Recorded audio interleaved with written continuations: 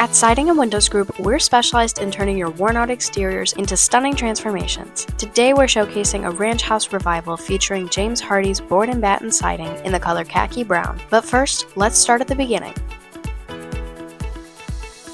The old cedar siding on this home was beginning to rot and didn't have that classic charm anymore. The homeowners wanted a fresh look that stayed true to their home's character while adding durability and style, and that's exactly what we gave them.